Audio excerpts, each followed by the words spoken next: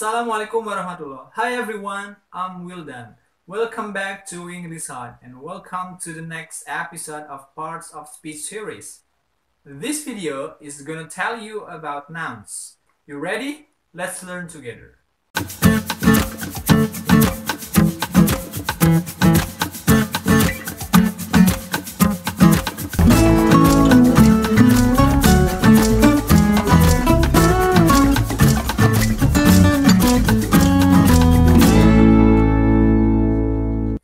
Before jumping to the explanation, mari kita pahami dulu beberapa pedoman mengenai kata benda. Untuk memudahkan dalam memahami kata benda ini, kita bakal membuat ilustrasi membuat 4 baris. Nah, yang pertama ada concrete and abstract nouns. Yang kedua, common and proper nouns. Selanjutnya ada keterkaitan antara collective and group. Nanti bakal kita pelajari bareng-bareng di section dari collective and group ini. Yang keempat, ada yang namanya countable and uncountable nouns. Nouns secara sederhana adalah people, animals, things, emotion or feelings, ideas. Mari kita mulai pembahasan yang pertama. Ada yang namanya concrete and abstract nouns. And before talking about abstract nouns, so let's talk about concrete nouns. Concrete noun ini ada people, places, animals, or things. Dalam mengidentifikasi sebuah kata benda termasuk kategori concrete nouns, kita bisa menggunakan panca indera kita. Bisa seperti mata, or we can see it, we can smell, we can taste, we can hear, or we can touch. Jadi, pada dasarnya, kita bisa menggunakan panca indera kita untuk mengidentifikasi bahwa sesuatu di sini termasuk kategori concrete nouns. Contohnya seperti hat, we can see and we can touch. Contoh concrete nouns dari people adalah a man, teacher, Wildan, Mr. Parker. Contoh dari places, a house, a school, Madrid, things. Bisa a shoe, a sock, a lamp, a car, etc. Animals. Bisa a cat, a giraffe, dan yang lain. Selanjutnya ada abstract nouns. This is the opposite of concrete nouns. Kalau concrete noun adalah secara fisik bisa kita identifikasi oleh panca indera kita, maka abstract nouns ini kita nggak bisa menggunakan panca indera kita. Abstract nouns ini sederhananya adalah ide-ide, konsep-konsep, ataupun perasaan-perasaan ataupun emosi-emosi yang bisa kita miliki. Contohnya, kita nggak bisa melihat sebuah ide secara langsung oleh mata kita. Kita nggak bisa menghirup aroma dari sebuah konsep, dan kita nggak bisa menyentuh sebuah perasaan oleh tangan kita. But there exist. Contohnya love, time, religion, and rules. Semua contoh-contoh tersebut mewakili ide-ide, konsep-konsep, dan juga feelings or emotions. Maka mereka disebut abstract nouns dalam bahasa Inggris. Kita bakal belajar bareng-bareng ataupun menyebutkan contoh-contoh dari abstract nouns.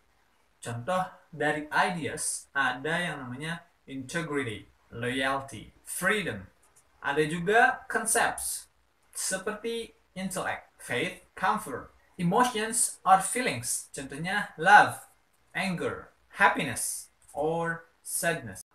Well, mari kita lanjut ke common and proper nouns. In this section, kita bakal berlatih mengkategorisasikan ini termasuk common or proper nouns. In this section, we are going to illustrate dan kita bakal membuat beberapa baris dan kita bakal berlatih bahwa sebuah kata benda termasuk ke common or proper noun. Let's get started. Yang pertama ada kata woman atau wanita. Is it a common or a proper noun? Yes, it's a common noun. Karena a woman, seorang wanita, bisa siapa aja. Jadi, common noun in general. Lalu, jika wanita atau a woman adalah common noun, proper noun-nya seperti yes, Anissa, atau nama-nama wanita yang bisa kalian sebutkan atau latih di rumah ketika kalian menonton video ini.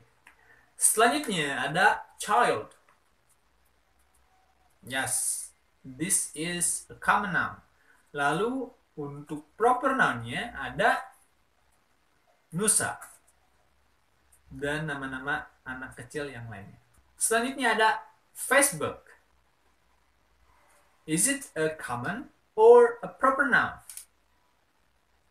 Yes, it's a proper noun. Karena Facebook ini adalah nama dari sebuah perusahaan. Dan untuk common noun-nya adalah company. Selanjutnya, saya bakal langsung menempatkan bahwa sebuah kata benda termasuk common atau proper noun. Dan kalian bisa berlatih untuk membuat lawan dari kata benda yang saya tempatkan. Contohnya seperti city. City ini adalah common noun karena it's a general. Jadi bisa kota mana aja. An example of a city, yes, London, Manchester, Liverpool, dan kota-kota yang lainnya. Selanjutnya ada Pizza Hut. It's a proper noun. Can you mention the common noun of Pizza Hut? Yes. Restaurant. Religion. It's a common noun. Dan proper noun-nya salah satunya adalah Islam. And it's a proper noun. Next of a proper noun is English. Dan common noun-nya adalah language. Itulah dia sesi kita berlatih mengenai common and proper nouns. Kita bisa menganalisis bahwa common noun ini adalah nama-nama kata benda secara umum. Dan untuk proper nouns ini adalah kata-kata benda yang secara spesifik terdapat nama. Atau proper noun ini adalah nama yang diberikan untuk seseorang atau seorang individu ataupun sesuatu secara spesifik. Dan terdapat nama dari kata benda tersebut. Ketika kita lihat contoh pertama adalah a woman, seorang wanita. Wanita adalah salah satu common noun dikarenakan wanita di sini bisa siapa saja. Ngobrolin yang namanya proper nouns, tanamkan dalam pikiran bahwa setiap proper noun ditulis dengan huruf besar ataupun huruf besar di huruf pertama dari katanya. Contohnya seperti Anissa, A-nya huruf besar. London, L-nya huruf besar. Mari kita belajar bareng yang namanya collective noun. Sebuah collective noun adalah nama yang diberikan kepada sekelompok orang, hewan, tempat, atau benda lainnya. Seperti biasa, di sesi ini kita bakal belajar bareng mengidentifikasi bahwa kalau saya tempatkan sebuah kata termasuk grupnya, dan kalian coba tebak collective noun-nya, ataupun kebalikannya. Ini dia ilustrasi baris yang bakal kita gunakan sebagai latihan kita bareng-bareng. Ada a group of something, dan di pinggirnya ada jenis collective noun-nya. Contoh pertama ada students, a group of students. Dan collective noun-nya adalah class, a group of employee, staff, players, team, soldiers. Dan collective noun-nya adalah army, criminals. Collective noun-nya adalah gang. Ini dia beberapa contoh dari collective nouns. Dan selanjutnya kalian bisa isi baris-baris di bawah ini dengan cara kalian berlatih di kolom komentar di bawah video ini. Countable and uncountable nouns. Secara bahasa, it's easy to understand.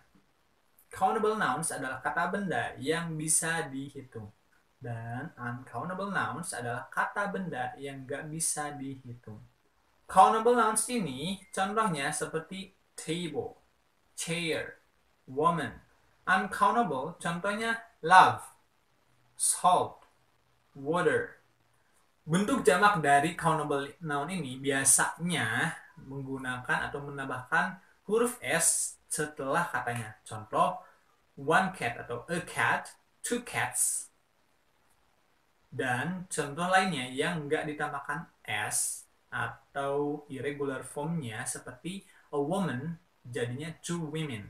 Dan itu dua contoh dari countable nouns dalam bentuk pluralnya.